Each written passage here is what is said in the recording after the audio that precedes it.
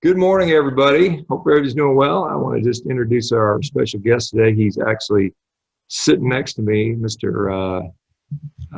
Frank Fitzpatrick. He is a regenerative rancher, been doing this stuff since the 1980s. Anyway, so right next to me here is Frank Fitzpatrick. I had the pleasure of visiting him at his ranch, which is only about 10 miles from my house, which I was very happy to see. And so he is one of the good guys fighting the good fight to produce better quality meat with hopefully a more sustainable impact. Frank, if you don't mind, can you give us your background? I know you've been doing this for several decades now. Can tell us how you got started into this and a little bit about your background? Basically, I decided I wanted to be a cowboy on my 8th birthday and just didn't change my mind. I grew up in Orange County. I went to Orange High School, took FFA, showed cattle, sheep, hogs, farm mechanics at the Orange County Fair every year. Graduated from Orange High School, went to Cal Poly, where I've got a BS in animal science and an associate degree in ag business. And from there, I just started working on cow ranches in Nevada and Oregon and Idaho. And I've been wanting to be in the cow business since I was a little kid, and it took me forever to get in it. But basically, I sold some real estate, made some money, bought a little bitty herd of cows. I was looking for an animal that would create meat from conception to your plate on grass. And this was 45 years ago. That was my basic idea. I didn't know grass-fed beef was any better for you than the stuff they put in the feedlots. And I didn't know anything about regenerating soils and land with it.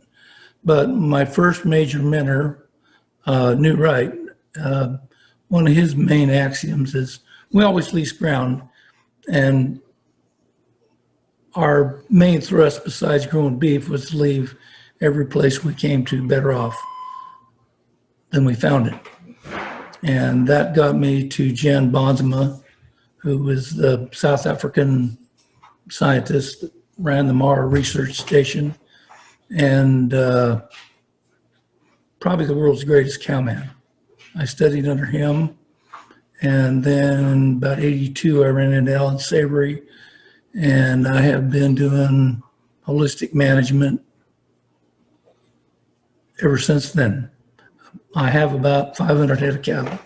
About 400 of them are not holistically managed. I have more cattle than I got grass. So I lease pastures and run cattle with people. I have a closed herd of Barzona cows that have been, the herd's been closed 41 years. I've never bought a bull. And we raise it for the last 20 years. I've been raising and selling grass-fed beef. The main difference, I think, in my meat and everybody else's is that all the things that every other rancher does, I don't. I don't dehorn them. I don't wean them. I don't castrate them. We use no vaccines, no herbicides, no pesticides, no man-made chemicals. The closest we get to chemicals is diesel in my truck and oil in the crankcase. Yeah, and you said this isn't the first operation. You've been, like I think you said something like you had maybe a dozen or so different operations where you've... well, starting tomorrow, this will be my 14th. Starting tomorrow? Yeah. What's happening tomorrow? Well, in about an hour and a half, I'm going to meet the toll roads, and I'm going to take over the grazing management of the Live Oak Ranch right next to Cook's. Oh, congratulations, I guess. Me too. Thank you. I'm not familiar. Where is that at? Where is that? Is that? I showed it to you when you're at the ranch. Oh, okay. Yeah, across the street. That's right. I got you. Right over the hill. All I got to do is open the gate. That's right. Okay. Well, good deal. So that happens. So 14 different grazing operations. And what you're saying, and this is the one thing that, we obviously, there's an overall conception that people will call holistic or adaptive multi-paddock grazing or mob grazing, regenerative, whatever. There's a lot of names for this. And what you'll say is, every piece of land is different. Every breed of animal is going to be a little different. Every water supply is going to be a little different. So there, every climate, every temperature range, is going to be different. Like when I go out to, we're pretty much in the desert out here. I mean, it's probably not the 12 inches of rain. It wouldn't be the first choice you'd make if you wanted to make life easy and you wanted to graze animals. You might want to sit in central Missouri or something like that, or the Shenandoah Valley, like guys like Joel Salatin. But I mean, to make it successful out here in the desert. And I've seen some guys out in, I know there's some guy, I can't remember his name. He's out there in Chihuahua in Mexico, and he's turning Gary. Who is it? Gary. Gary. Okay. So he's doing it out there. So he's been doing it a long time, and he's doing a good job. Yeah. Yeah. Orange County is really interesting because we live in a absolute annual grass coastal sage scrub environment. And that wasn't what was here 200 years ago. What was here 200 years ago? When the conquistadors came here 200 years ago, they called this the land of milk and honey. It doesn't look like it today, and I've looked at it for 70 years, and I can't see it. But I read all of Sistobal's diary. Sistobal was the scribe for Junipero and Portola. And on August 28th, which is damn near September, 1778, he rode through a valley in Southern California, and he tied a square knot with green grass over his saddle horn, riding a big Andalusian stallion. So some long grass. And he had his scribe write it down. And it was 140 degrees west, 33.7 north, which in my estimation is about Fountain Valley. Interesting. That's nowhere near what it is now. So. Okay, so 200 years ago, we grew green grass. We had a stable climax community of plants, trees, and flora and fauna. And as the white man moved in and started making the hacienda, they conventionally grazed for the last 200 years. Anytime you turn a cow out, make them eat everything right to the ground, come back in next year when it rains, you're going to lose your perennials. Cows are selective grazers. They eat what they need. They're trying to keep a 9.2% protein level in their rumen. And if it's available, they'll eat to that, which means they eat your plant down, the granite grows back up. The regrowth is now higher in protein because it's younger and trying to put structure together. And if you keep eating that plant every time you can bite it, about 4 or 5 times later, the plant comes up by the roots. Okay, so basically holistic plant grazing, holistic management, all these systems, what they're trying to do is run cows like God ran buffalo. Okay, but we have 2 distinctions. We have 40 million people in California that you got to graze the cows around, and we have no predators. So there's nothing bunching the herds. There's nothing moving the herds. So you got to do that with a fence or a collar or with a horse. Yeah, that's, I had Greg Judy on, and I'm not sure for your, I think you're familiar with Greg. Are you familiar with Greg Judy? So he talked about this concept of a lot of people that do quote unquote grass finishing or grass fed beef. And he calls it the Columbus method. You just basically turn them out in May and you don't look at them again until October, and they basically munch down all the grass to bare dirt. And even though some the typical consumers say, "Oh, it's grass fed, it must be better," but it's really not much better for the soil, right? It's destructive. You're killing your grass plant. But see, you got to remember, when God ran buffalo, he had a herd of wolves, he had a pack of lions, he had something that was moving those animals, and these things never came back to the same place for 2 months, 3 months, 6 months, 9 months, sometimes a year. What happens with grass is basically you want 2/3 of your total organic matter underground. Okay, so if you're not building a root system that can sustain life, in other words, it's going to make mycorrhizal fungi under the ground, it's going to have its nematodes and bugs and all the other crap that goes into a healthy soil. If you can't establish that and keep it wet 365 days a year, you can't grow perennial grass. It's a function of water, okay? And all of these symbiotic relationships are absolutely totally important. On the ranch I'm on now, I haven't got it yet. I've still got at least 3.5 months where I don't have enough soil moisture to propagate mycorrhizal fungi. And whether or not you like to think about it, you're not actually growing grass, or you're not actually growing beef, or you're not actually selling meat, you're growing mycorrhizal fungi. That's the job. And as soon as you get that done, life gets easier. And Savory can run 8 to 12 times more cattle per hectare or acre than most conventional ranchers, because he's got 8, 10, 12 times more organic matter underneath the soil, pushing it up. Photosynthesis only works when you've got leaf. If you eat your plant off before it gets to its peak growth stage, you're losing production on photosynthesis, because it works two ways. It not only grows plants, but it pushes, it puts nutrients back in the roots and increases your root. Yeah, the point you made about, obviously we're all familiar with wolves, but, most people maybe most people don't realize, but there were lions running all over North America, and this is years and years, this is tens of thousands of years ago before they died off. But we had these huge migratory buffalo and other ruminant animals, whether it's elk and here, mostly elk. Elk, yeah. And so we had these huge populations. It's not just the buffalo. We had millions upon millions of elk and deer and some of these other grazing animals. And so I guess the question when you talk about water, because one of the things we're seeing right now, particularly this year, is a lot of wildfires. We have it every year.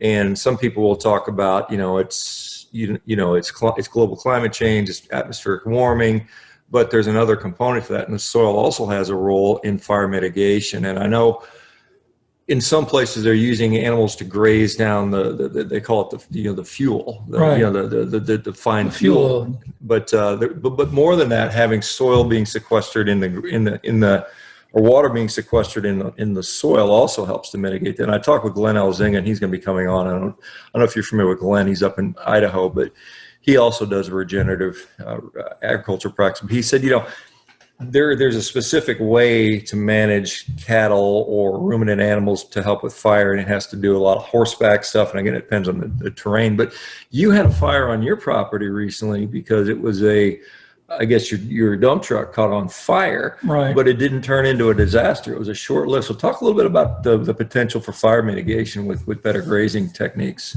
Okay, well, what I do in Orange County with the plant grazing is this is just like it says, it's a plan. You write down where you're going to move your cattle, where you're going to move them. And the last green grass grazing in the beginning of the dry grass grazing period, I do my borders. And if you knock 70, 80% of the vegetation off, you have to leave litter. It will burn, but it doesn't burn very hot. You can put it out with a wet gunny sack. It's not very fire prone. And you can plan Holocaust fire mitigation right in your grazing plan. And then you start checkerboarding it all around the ranch. And what you end up with, if you get a fire on one of the tall grass places, it burns to a no grass place, you put it out. I mean, fire is going to happen. We can't stop the incident, but we can mitigate the damage from it. These Holocaust fires are basically just mismanagement. Yeah, and I've seen people talk about it, the land management, the forestry management, or, I guess the animals have a role in that. And then planting this, getting the soil. You mentioned that, Alan Savory and many others I've heard talk about their stocking rates. They're able to carry more animals and thus increase their productivity on the same patch of land once you get that soil to where it needs to be. In some places it's either another. Obviously in the desert, it's going to take you longer to have a nice, mycorrhizome soil situation than it would be out in Kentucky or New Sure. Zealand or something Yeah. like that. So what is it, have you been able to test your soil over the years that you've been out here? Is it something you're able to do scientifically? Can you say I'm able to retain more water? I've got more, I've got more soil organic material. Is that something you're able to assess? I haven't, but it could. Yeah. I guarantee you I sequester more water. When I came to the ranch, I've been at the ranch in Dubuque 19 years. And when I got there, every ditch on the ranch was straight sided. You came to a ditch, you rode around it, you couldn't ride through it unless you could jump it. And most of them were too big to jump. And everywhere we've done the planned grazing, we've mitigated the banks on there. We got grass growing on most of the banks. We've got sloping sides on the banks. The terrain's more rolling, less erratic, and there's way more footprints in it to hold water. We had kissed the ground out last year filming in the middle of a rainstorm, and we were going along the sides of the cliff with about 30 people, and I was running clear water dripping off the sides of the slopes of the ranch. It hadn't picked up any soil moisture, so I know I've got aggregate to some degree in there. Yeah. So when you say clear water, so what? And I had Alan Williams on a while back, and basically what we're seeing when we see all this soil runoff, you don't get clear water, you get mud. Basically, you get these mudslides, and you have all this. And this is where we see all these, particularly when we talk about Gulf of Mexico and some of those dead zones, it's all this soil runoff that's carrying with it the herbicides, the pesticides, killing all the aquatic life, the aquatic life. And so when you're not, when you've got soil sequestration of water, you're not seeing that, and that makes a huge difference. And so, why? I guess my question would be, why are you electing to stay in Orange County, where maybe this isn't the easiest thing to do? Like from a productivity standpoint, and obviously you've got cattle that are selected for this area. You don't have Black Angus cattle. I know a lot of people. Black Angus cattle has suffered. I wouldn't say suffered. They've benefited very much from marketing. Everybody thinks Black Angus cattle is the best cattle in the world, and we got to eat it because they're big, giant cattle. They don't do very well in hot climates, even though we see them in Texas. I mean, I've seen that when I was in Texas. They're everywhere. Yeah, but it's more marketing than actually maybe the ideal suitability of matching the species to the terrain. Well, if you're trying to make things environmentally adaptable, you got to understand why white people are white and red people are red and black people are red. And it has to do with IRAs and UV rays.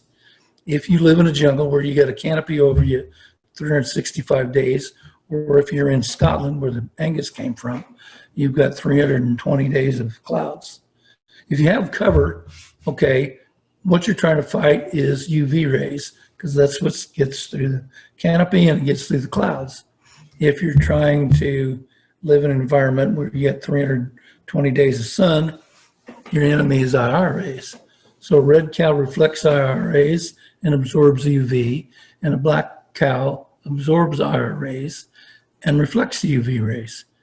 So, and white men were the people that went out of the environment, got to the cold, had to wear something on their skin, didn't need protection from either UV or IR, and they turned white. Yeah, and we see, just to the human analogy, we see people that are more equatorial tend to have a darker skin. But when those people are moved into these northern climates where they're not exposed to as much sunlight, they're resistant to performing or converting vitamin D because they've got all this melanin in the skin, which kind of mitigates that. And so they end up being very vitamin D deficient. And so the same thing I've heard is don't buy black cattle in hot environments. It doesn't do very well. And you've got in the Barzona, and correct me if I'm wrong on that one, the one that you have is a red cattle. When I went out there to see that a few weeks ago, they're a red cattle. They're not a particularly tall breed either. And so I know when I talk to Greg Judy, or I've seen him mention, you don't necessarily want a really tall animal in certain cases. Is there, why are you selecting that particular breed for this particular environment? And if you lived in large surface area for body weight. Okay. That if you're living in a sunshine, hot environment, you want to be able to dissipate heat.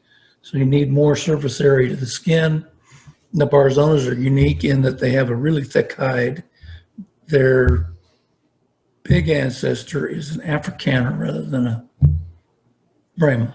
There's a little bit of Brahma in them, but not much. But they're thick-hided and they're two-haired. They have a guard hair and fur hair. So when it's hot, they shed the fur hair off, and all you got is guard hair. They're sleek-coated. They're nice. They're shiny. When a Hereford and Angus cow gets cold, all they do is grow more hair. It's the same hair follicle, and they get colder and colder and colder. Mine have got a positively charged fur hair and negatively charged guard hair. And wind blows over them, it insulates the hide. They still look pretty damn sleek. They're not fuzzy and woolly, but they stay a hell of a lot warmer. Yeah, I've seen things like the Highlander cattle, which again I think is a Scottish breed, if I'm not mistaken. But I've seen like people running them up in Colorado. There's a company that I've had some of the meat called Mountain Primal, and they send me their Highlander beef. But I guess that's appropriate for living at 8,000 feet up in the mountains when it's cold. But you know, we're in Southern California. When it gets to be 60 below, they're dandy as can. Yeah, right. Same thing with the buffalo. I had some guys from South Dakota from the Dakota Pure Bison folks, and they were talking about the difference in how bison, in that environment, they do well because they can forage through the snow. They're better at that, whereas, cows may not have quite that capacity compared to, a bison. If you spend 6,000 years feeding things in a barn, you don't learn to work for a living. Yeah. So what is, when you, one thing you mentioned was water. And, we get 12 inches of rain out here, and you said you got to be able to have water year round. So how do you manage the water situation here? You start by doing your planned grazing, leaving the litter on your ground. And if you don't come back to it, you'll start getting your perennial grasses growing. The minute you get sod forming over the top of that thing, sod, armor on the soil, are what creates the buffer between the soil surface and the interior. If you seal that thing off, you get less evaporation coming up, and the plants catch more of the transpiration, put it back down in the soil. Annual plants, most of the row crops, all the farming we do in America works under 9 inches of soil or less, which leaves in Orange County, which has about a 70-foot topsoil level in the flat grounds, about the 4th richest soil in the world. And we use 9 inches of it to grow our food. If you could figure out how to grow food where the minerals from 70 to 120 feet down were being pulled up, you could imagine how much more nutrient density you could have. Yeah, and so when we're talking about water, I mean, it's not like, there's standing pools of water, but grasses or forage is actually a reservoir for water, correct? Sure. My understanding is grazing animals get most of the water through the grasses and the forage because it's a repository. It's wet. There's water inside.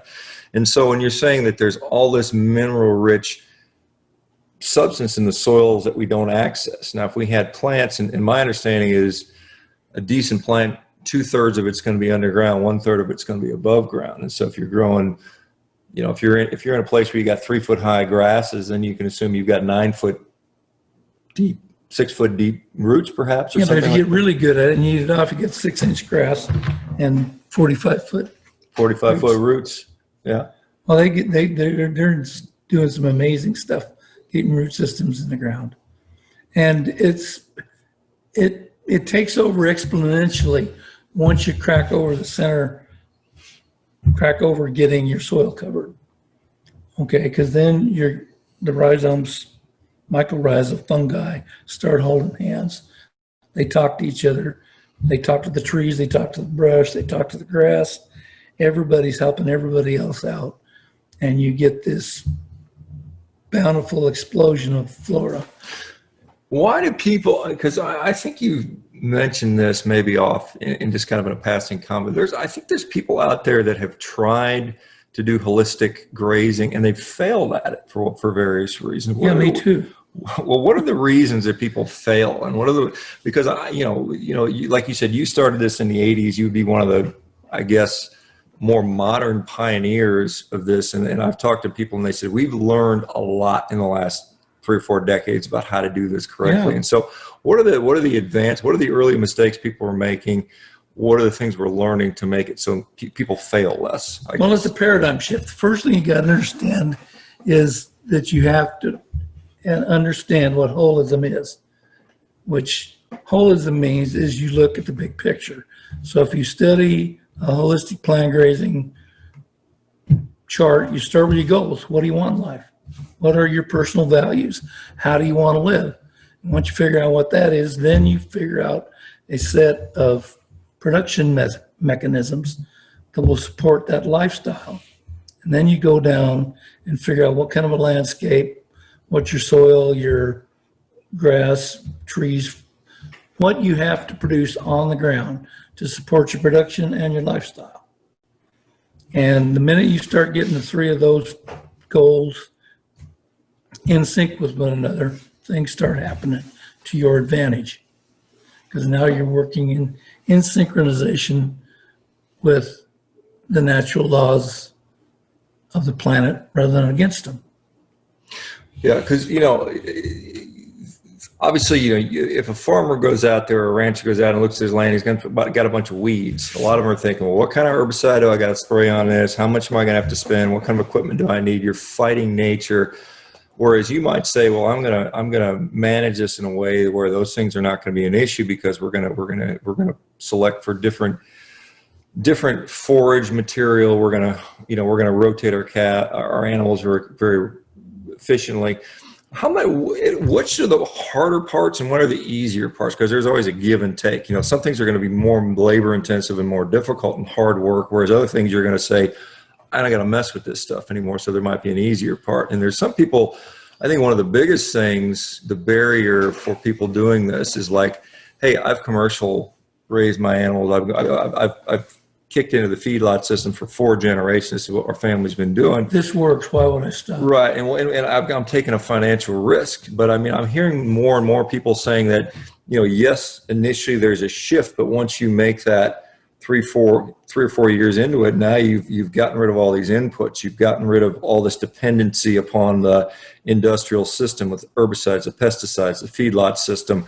You now have this, you run leaner as far as expenses are concerned, but there's a manpower component to this. I know it's you, your wife, and maybe a few other helpers out there managing your herd, but you're able to do that. I guess some of it has to do with efficiency. You learn how to not waste time, basically. So what are the things you feel are advantageous, and what are the things that are maybe you have to kind of realize are going to be, where's more of the work go and where's okay, let's start with the disadvantages. Holistic plant grazing grows more beef, but it grows less fat beef. Okay. So you're going to lose 20% of your production to start this.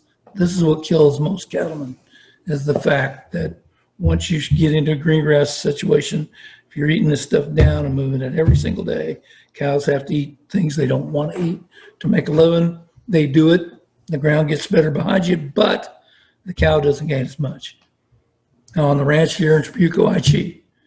What I'm going to sell for beef a month ahead of this, I just kick those out and let them conventional graze. And on I do 5-8 head a month. It's not that big of a detriment to the rest of the environment. But people that tend to do this tend to get kind of cultish or religious about it. And it's either all or nothing. And all or nothing usually fails. I mean, if you look at the holistic plan, you can create rainforest out of a desert or desert out of rainforest. The only 2 limiting factors are human creativity and money. And what most people don't do is take the middle road on the environment, middle road on the cows, and produce somewhere in the middle and keep pushing this thing. So you're pushing forward. most people just don't make enough progress with this after a couple of years to maintain it, because there's a curve to this. The first year, you can see what you did. You didn't raise as big a cattle, but you got big stands of tall, dry grass out there. And going through this thing, it takes probably 6 or 7 years of doing this thing pretty correctly to get it visible, show your neighbors that you're actually improving the environment. Yeah, and obviously, you know, improving the environment is something that, you know, people have. That this is just feel good thing. I want to improve the environment. But I mean, at the end of the day, I mean, this is still a business, and you have to be able to say, look, I can afford to do this, or I can't. I can make a living at this, or I'm going to go bankrupt. And so, when you say, you know, some people will dig down in the soil and say this soil is valuable. This has a lot of potential for money. And so you have to look at it in a more plan. So if you're writing a business plan, you'd be like, well, the first 2 or 3 years, you're not going to be running net profit, or you may be very minimal. And then by years 3, 4, 5, 6, you're starting to turn that corner, and then you become more productive. I've seen a lot of people say, and I know you say that, you know, you haven't really delved into multi-species grazing. And I've heard other guys talking about running, you know, like Greg Judy, Joel South and others, they'll run cows and sheep and chickens and maybe throw some pigs in there or something like that. And that's, I guess maybe that's dependent upon where you're at and that type of stuff. But as far as, you know, like the labor, the manpower, I know, you know, like you said, parts of the year you cannot do holistic because of the rainfall out here. You have to supplement.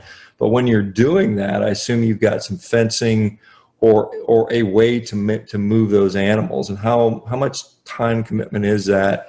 Like my understanding is many people just use electric fences. They just run some wire, they move it, you know, every day, and it's an hour-long process or something. You know, again, it's going to depend on the size of your paddock. You know, if you've got a lot of grass, you're going to have a smaller paddock. But if you're in desert, you're going to have to have you're going to have bigger paddocks, and so it's going to take you longer to put those fences up if you chose to do that. But I mean, you said there's ways you don't maybe necessarily have to do that. You could just maybe, you know, on horseback or four-wheeler, you could chase the cows and move them to another section, and they stay there on their own pretty well. Is that?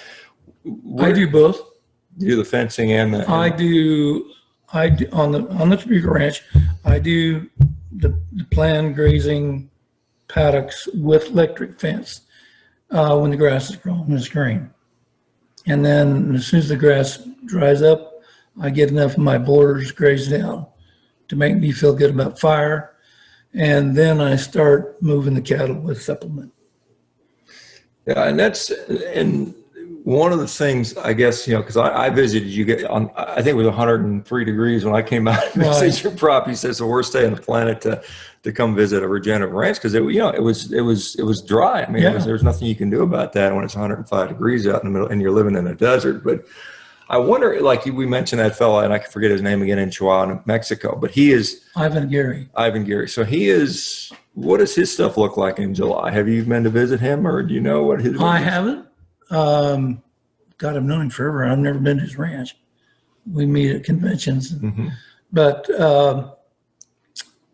he's like everybody else. He only puts pictures up to show people in the green grass, because nobody likes to look at the brown stuff. But the contrast pictures, he's got an old adobe hacienda, and the year that he took over the management from his father, when he started doing holistic plant grazing, they took a picture right up front. This is an old Alamo looking building, and for 250 yards, there is nothing but a couple of mesquite trees out there. And 20 years later, he took the same damn picture after he grazed it, and this thing is a lawn out there. Yeah, that's pretty impressive, particularly in that part of the world. In Chihuahua. Yeah, that's pretty, like I said, that's definitely desert. Like I said, once you get to where you can keep water underground for 365 days, then you can start really producing grass. And this is a thing that, and I can't remember who I interviewed to talk about, it might have been Alan Williams again, but talking about microclimates, that if you have water in the soil, you actually attract more rain. And I don't know if that's just a Yeah. transferation cycle. So once you get that water in the ground, it actually rains more, and it becomes this kind of positive feedback loop. Right. And so once you do that, you can see you may be regreening of the deserts, that type of thing. And so that's something that I didn't really understand. I wasn't aware of that. It makes sense to me as why that would occur, but that's something I think most people don't have realized. So what keeps you, what is your motivation to continue with the regenerative type of grazing? I mean, what gets you up every morning to do this? I mean, obviously there's easier ways to make a living. There's, what drives you to do this? I like being outside, and I like cows. I like my horses. My genetic program is 40 years old, and it's something I started, I created. I love doing it. I mean, can you imagine getting behind 500 cows, trailing them down the road, and you own every one of them? Yeah, it used to be, I mean, as we look at the history of currency and wealth, I mean, if we go back thousands of years, a man was raised, judged, his wealth was on how many cattle he had. Because you think about it, ultimately, what do we need to survive as human beings? That's what you bought your bride with. Yeah, well, you need nutrition and you need shelter, basically. I mean, everything else is kind of fluff. And so kill a cow, make a shelter out of the hide. Yeah, exactly. Eat the damn thing while you're at it. Yeah, so if you go back and say, hey, I got 500 cows, I can eat the rest of my life. I mean, you literally could eat for the rest of your life without worry. I mean, with that many cattle. I mean, that's what I'm thinking. I'm like, I'm 50, almost 54, and I'm like, how many cows would I have to ensure that I would never go hungry the rest of my life? And I'm going to assume I'm going to make it to 100, and I'm going to say, 50 cattle, and I'm good. So it's kind of. You better learn to sell meat. You can have 50 other cows. Well, perhaps I see the appeal to that for sure. I mean, I definitely can see the appeal to doing that type of stuff. So what year did you start this ranch out here? It's a 5-bar beef ranch, right? Well, I started that in 79. In 79. So this is, and so we're in 2020. So we're looking at, 41 years. And so what has been the change? How many cattle did you start with? What was the land 7. condition? So 7 cattle into now 500 plus head of cattle. Land condition. 650 last year. 650 last year. People wanted them this year. And you have a unique, I mean, you kind of have a hybrid system in that you do direct to consumer. You also participate in the USDA system, because like I said, in order to sell across state lines, you pretty much. Well, in order to sell meat by the pound, you have to have USDA. Particularly if it goes across the line as well. Now No, I can't sell my meat by the pound unless it's USDA inspected to anybody. Right. Okay. Now, if you're a supermarket and you buy USDA carcasses, you can cut it with a state license and sell it to your customers. But once you can't leave the store and go to somebody else. I see. Okay. But you do have a direct to consumer market, but it's based on sides, halves and sides, right? Or halves and fulls. Well, about 40% of it is wholes and halves. This year, probably 70%, but the plagues caused everybody to want to buy meat, so I sold a lot of cattle. But normally I sell 50 or 70 head a year by the sides, and maybe 20 head more than that by the pound. And you're relatively unique in that you, from conception, and my understanding is you don't do artificial insemination either, right? You do standard. Let the cows have their fun out in the field, and you do everything all the way up to slaughter and butchering of your cattle, or slaughter, right? And butchering the cattle by yourself. Yeah. I mean, that's you, and you're not many people. But the problem is, but there's nothing to do. There's nothing to do. Changing the pasture is the hardest job. Okay, everybody in the cow business weans their calves, they cut their calves, they work their cows, they do all these things. I run these things like buffalo. I mean, if a calf's born with a set of testicles, unless he's not red, he dies that way. So when you're eating my meat, you're eating intact animals that have a full spectrum of prostaglandins in the meat. I don't wean them. I let Mother Nature wean them. Weaning them costs cowmen thousands and thousands of dollars. So you're as close to wild meat as we could get. Like, I guess the analogy would be, we look at the Native American 150 years ago hunting a buffalo. Yep. That's about as close as you can get to that situation with domestic cattle in the United States. Is that fair to say? But you got to have an environmentally adaptable animal that has wild characteristics to do it. Because I've known people that have started doing it my way with a bunch of Angus cows, and it just kills them financially. I don't think you can raise a black cow without a bottle of chemicals of some variety. Interesting. Well, that's interesting. And most Angus is going to be raised with some sort of supplement. Fair to say, is that correct? Well, they're big, huge animals that are awkward to the environment. They just don't quite fit. And one animal survives and the other one thrives. Yeah, and we mentioned this at the beginning, and when we talked about Jason Roundtree's articles, and hopefully we'll get Jason on the podcast in the near future. But he's published a number of articles about soil regeneration and what's the potential, and methane mitigation and methane production. Feedlot versus holistically raised animals. One of the things he mentioned was that different animals, even in the grass-fed spectrum, are going to have wildly differing amounts of whatever it is, conjugated linoleic acid, vitamin E, vitamin A, 3 omega fatty acids. 3 omega fatty acids. And it's even within grass-fed, you can't just, and this is a point I often make, is it's the breed, the age of the cattle, perhaps the sex of the cattle, what time of year they were finished, how old they are when they were killed.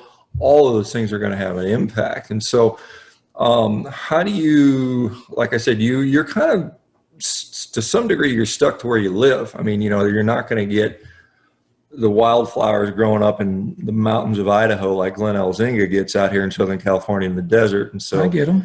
Okay, well, maybe you do. Do the cows like eating the wildflowers, by the way? They do. Yeah, I hear it's got a little bit more energy. Is that where? Flavonoids for sure. Flavonoids, okay. So I don't know. They just eat them. They eat them. Yeah, they like them. I mean, I assume they eat what they like. But but again, the point of the holistic management is to make sure they eat a little bit of everything. You don't let them. Well, you make them eat a lot of everything. Right. They basically get this. You want your belly full, you got to eat what's in front of you. Yeah, Clean your plate and move on. It's like kids. Yeah. It's like, 2 bites of everything. Yeah, if you just let kids eat, they'll eat the fruit and the candy and not eat anything else. And so it's kind of like, and obviously that's not a good recipe for a healthy child, nor is it a healthy recipe for, I guess, a healthy cow, I suppose. What is the, do you find that, do you have a hard time putting weight on your cattle out there at certain times of year? Yeah, this time of year is double tough. Yeah. So sometimes you have to throw down some hay. Is that right? Or what do you got to do? I feed a little hay. I feed a lot of bell peppers. Okay. I have a deal with Vegeland Organics in Fullerton, and I haul bell peppers at the cows this time of year. And bell peppers are short of protein. Dry grass is short of protein. If you want gain, I got to feed them 15 or 20 pounds of alfalfa hay a week. Alfalfa is a pretty good source of protein, correct? 17 to 23%. Yeah, and so you said their average diet needs to be about 10%, 9.2%. 9.2 in the rumen is what you're trying to create. Yeah. But, and that's for optimum flora. And so one of the things you'd said about, the sacrifices, you're sacrificing 20% of the weight, perhaps some of that in fat based on, going on a forage grass-based diet versus we would typically see in the U.S., which is about 95, 97% of our cattle go to a feedlot in the Midwest. They ship them all over there where the corn grows, and they just load them up on some corn at the end. And they typically cull those animals, 16 months, 18 months, whereas 12 to 14 months. Is it 12 to 14 now? So they've gotten even. I guess if they're putting the babies, the 6-month-old cows on feed, then they're growing quicker. But for yours, I would assume it's something closer to 24, 28, something like that. Is that 30 to 36? 30, 36, so even longer. Okay. Well, here's the thing. Giving away trade secrets. Uh-oh. Okay. 2-year-old grass-fed beef doesn't taste very good. Okay. If you have an animal living outside, the further he walks, the longer he walks, the more flavonoids he puts in his muscles. And if you're eating conventional feedlot beef, you're relying on fat for flavor and the meat's tasteless. If you're growing grass-fed beef, you got to do it exactly the opposite because you don't have a super large fat spectrum to help your flavor out. So you got to make it more flavorful. So I wait for them to get to be 30, 36 months old. They taste absolutely wonderful. The fat's anywhere from gray to yellow. And if it's yellow, it's full of vitamins and minerals. Mm-hmm. And at that point, people really like it if you cook it low and slow. Yeah, and I think this is just like anything else. I mean, you know, some people say, well, I don't like grass-fed because it tastes gamey, it tastes fishy, it's too chewy. But there's such a variety in how people finish them that one guy's grass-finished beef can taste wildly different to somebody else. And I've eaten a lot of grass-fed beef. It depends on the species of grass that's in the field you finish them on. Right. Yeah. So, and like I said, over the years, have you, I mean, I assume you taste your meat every year. I mean, you get an idea. I taste my meat every day. Every day. Okay. So, but I mean, over the years, have you kind of adjusted things to say, you know, this is what tastes better? And I guess you get some feedback from your customers that are going to say, hey, this has worked well versus this has not worked as well over the 40 years. It's really weird because I have fat buyers and I have lean buyers. And I'll get customers and we butcher 5-8 at a time on the ranch for the wholes and halves. And I'll call people up, you want a fat one and a lean one, and it's pretty much about half and half. I mean, my opinion is what I'm selling that's worth more money than the meat in the store is the fat. I have more 3 omega fatty acids in it. I have more CLA in it. There's more vitamins and minerals in it, and there's way less junk. Okay, but all the junk's stored in fat. Muscle has 23 amino acids that make up the muscle structure, and they're a pints a pound of world around.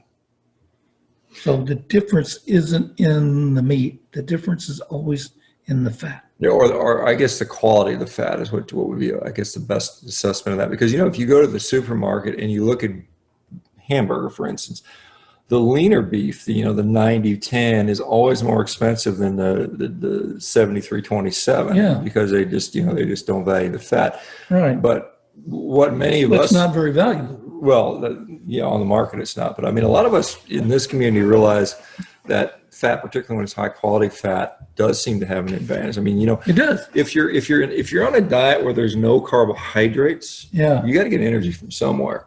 And if you just ate, like if I were just only eat lean chicken breast every day, I would be starving pretty quick. So I got to have some fat in there. And so we, like I said, this community is largely a community that doesn't eat a lot of carbohydrates, and many people eat none of them. So the fat becomes important. And so so I guess the question for you, because I want to make sure that people are aware of this. Now you sell throughout California. Anybody in California can get a side of beef from you, right? Is that correct? Or is anybody that'll travel here to get it? Anybody will travel here to get it. Okay. I sell 2 or 3 Utah and a couple in Vegas and that kind of stuff. So anybody in the country can get it potentially. But I mean, specifically in Southern California, we got like 20 million people in Southern California when you count San Diego and LA and all those surrounding areas. There are plenty of people that might be interested in doing this. And so the process is they go to 5-bar beef and they say, hey, I want to order a side of beef or half of beef. Yeah. Or do you sell quarters? No. You can't sell quarters. So halves and full. And that's how much meat is that typically? What's a side of beef going to get you? 180 to 200 pounds. 200 pounds of meat. Okay. So you got to have a freezer. I mean, that's, that's one of the things I sadly. Or a big party. Or a big party. I'm sadly lacking a full-size freezer. I've got 2 fridges, which each have, I can probably put 100 pounds of meat in there. I mean, if it's fresh, but with nothing else in there, but I've always got plenty of meat. But they often have to order this in advance and wait. Is that correct? This year, you really got to wait. I'm sold out till March. The one nice thing about you is you're not dependent upon a processing facility, though, correct? That's not true. Okay. Because you do slaughter on site. Yeah. But can you cut? You can't But, cut. You but can't the cut it. problem with it, now here's the deal. The USDA plants are anywhere from 30 to 50% operational right now due to the plague. And they just can't keep people in it. They keep getting this disease and kicking them out. I mean, IBP in Fresno kills 4,000 head a day, Okay. and they haven't killed over 2,000 head a day since March, which makes a backlog in the market for meat, especially in California. So they're plugging up the next chain down, the next chain down's overflows plugging up my market, and all the packing houses are full. And the other main disadvantage to my meat is we dry age it. I can't find, and hanging carcasses 21 to 25 days But is tough. it's tough. But I mean, my understanding is most beef in the U.S. is hung for at least 2 weeks anyway. I mean, is that pretty typical? The average piece of beef in the United States is in a box, cryovac packaged within 72 hours of dying. I didn't realize that. I thought they were hung for longer than that. And what is the point of hanging? My understanding is just to drain blood and other stuff. What is it? No, it actually, there's an enzyme in the muscle called seton that actually breaks down the connective tissue, some of the muscle fibers. So you get a more You're tender actually product. rotting it Okay. and getting a piece of, an hour-old hot piece of meat in fit to eat. Yeah, I mean, it's if too you tough, kill a right? deer, Rigor mortis. Yeah, if basically. you kill a deer, the only thing you eat is the heart and liver Yeah. if you're hungry that day.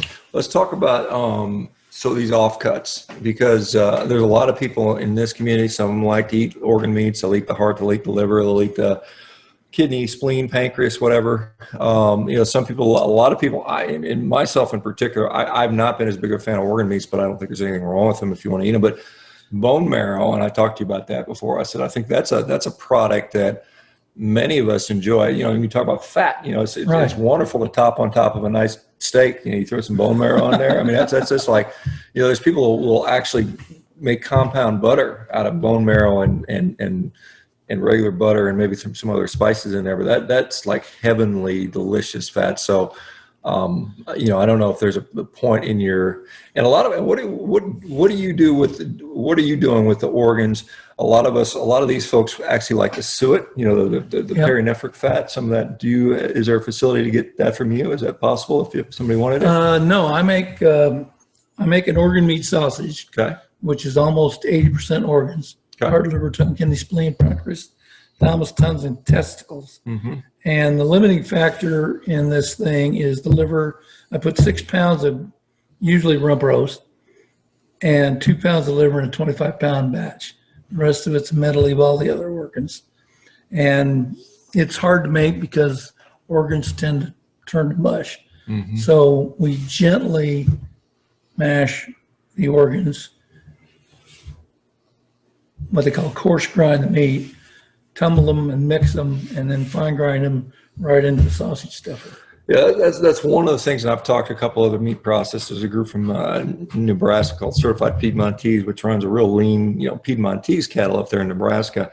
And I asked them about the organs. They say, yeah, it's really hard because they do go bad very, very quickly. If you don't get them either frozen right away, or if you you can't deal with them right away, they don't last very long. And so it's kind of one of those things where you hear about these indigenous folks, they would eat the organs right away, or they're not going to eat them. And so Right. they don't, and so they basically, maybe day one they eat their fill of some organs if they want them, Liver, heart, and laudanum. and then the rest of it's going to rot because you can't transport it for more than a day or so, and it's just difficult to get through all that. So it's one of those things, and so. And so that sausage is what's the fat content on that? The fat content of all my cuts Yeah. are the fat content of the animal I killed. Okay. So basic, except for the sausage, Right. I'm you talking about the usually sausage. don't get more than one animal in a package. For a sausage. Now sausage, you'll get whatever I killed. So you're saying that's 25 pounds. You're saying about 25 pounds of sausage out of a typical animal. No, I make it in 25-pound batches. Okay. So what would one cow get you in far as sausage? 15, 3, 22, 35, 38 pounds organs. Okay, and then you add some salt, you add some rump roast, and you add some fat to it. Right. I don't, yeah. Well, that sounds like it'd be good. A good way to do it. I just got a meat grinder myself. It's actually the boxes you walk by Oh, the really? house. But I'm going out of town this weekend, so I'm not going to open. I'll start making my own sausage next week, probably something like that. Cool. But I got anyway. a spice recipe for you. I'll be looking forward to that. So for people that are interested, whether they are in California and willing to come down here, how do they get some of your product? I mean, how do they order it? I mean, and it's not, you said you're basically selling for March, April, May time frame. So if somebody says, hey, I want to stock my refrigerator this spring, how do they do that with you? Well, you go to 5barbeef.com. Okay. And it's the number 5. Because if you type in FIVE, Okay. you won't get it. And that tells the story. On every page, including the header on top, there's a ranch shop. You click on the ranch shop and it goes through. And we still have a little bit of meat left. Okay. I'm not completely out. I got 10 or 12 boxes of meat left. So these are individual cuts. Yeah. So you could actually buy some beef, and you're anticipating, you said somewhere between 50 and 75 head of cattle for this spring is what you're looking at. And what we're doing is we're taking orders for those right now, and we've sold about 4.5 head of them as of this morning. 4.5. That was this morning. So you just started. So you got to. Well, hardly anybody wants to buy meat that far in advance. Well, I don't. Well, there's obviously some people do because. Well, yeah, all my old customers. I sent out 1,600 emails telling the old customers they want meat next year to either call me on the phone or put a deposit. Yeah. I mean, I got people who've been buying halves off me for 19 years. Yeah. So that's so anyway. If any of you guys listening want to do that here in California, particularly, and then. Well, I did. You talk about the USDA facility, but can you use a state facility to do your stuff? Is that if you buy it as a live animal, I facilitate the butchering. It can go to we butchered on the ranch. It can go to Hodinger's Meat in Chino. Ben will cut it and wrap it as long as there's no more than 2 names on a carcass. He'll cut them. Okay, very good, very good. Well. Let's see if there's any questions in here that anybody didn't, that I didn't get. So some people talking about some stuff. I think we answered most of these questions. There's mostly a lot of commentary stuff. So with that new patch of grass you got across the road, are you gonna be able to upsize your herd a little bit? You think? It's still keep it the same. 23 acres. 23 acres. Okay. So how many? It's a paddock on the existing grazing plan. So how many cows on 23 acres? I think there's about 5 days of feed for 60 head on it. 5 days of feed for 60 head. So you'd rotate them through and see them again next year. No, we're going in there as soon as we get the contract signed and the fence up and nuke it. This thing's got 10, 14 foot. Oh, high grass. Not grass. It's mustards, all kinds of invasives. That's why they got me in there, is just to get rid of the invasives. You can't walk through the pasture. So are the cows going to eat that, or are you going to go through there? We're going to eat it or tromp it. Okay. I mean, I'm going to nuke the damn thing. I'm going to put it right down on the ground. And that's so that when it rains, you can use that for nutrients. And is that combustible stuff? God, too? yes. So that'll catch on fire. Shit, yeah, burn like a yeah. Eat some stuff so my house doesn't burn down. we don't get a price out here anyway. Well, Frank, it's been a pleasure. Thank you so much. I hope you guys enjoyed this. Hopefully, like some of you guys that are interested in California, looking for a great source of meat that is clearly helping the environment and done in a very ethical way. I hope you guys come out and support 5 Bar Beef. That's number 5, not you don't spell it out. 5barbeef.com. And anyway, it's been fun. You guys, thank you. We'll see you tomorrow. You guys have a great day. Take care, everybody. Thank you very much.